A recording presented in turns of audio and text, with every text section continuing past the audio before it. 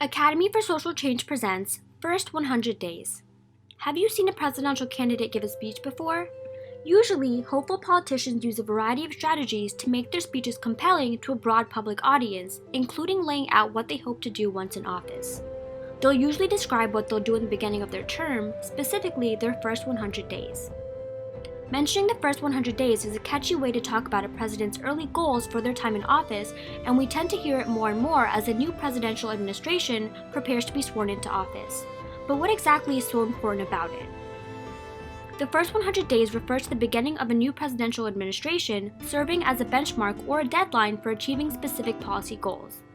Presidential candidates love to prioritize their policy agenda by setting a to-do list for their first 100 days in office, and this period typically sets the tone for the entire presidency. It may seem strange to focus on a relatively short increment that doesn't align with how we normally measure time in months and years. In the span of an 8-year administration, 100 days only make up about 3% of a two-term president's time in office. While an arbitrary benchmark, the first 100 days holds symbolic meaning for politicians hoping to construct a narrative of success around their term. As with many commonly held ideas in politics, the true power of the first 100 days comes from the way the concept is used as a rhetorical device to shape public opinion. Presidents with highly productive 100 days are seen as better able to get things done, which can become a self-fulfilling prophecy. Likewise, presidents are often seen to have the most political capital or leverage at the beginning of their term. Therefore, presidents are more likely to push for key legislation right after inauguration, since that's when such changes have the highest chance of being implemented. This, in turn, makes the first 100 days all the more critical. The concept of using the first 100 days of a new presidential term to quantify the administration's achievements wasn't always a popular idea in the United States.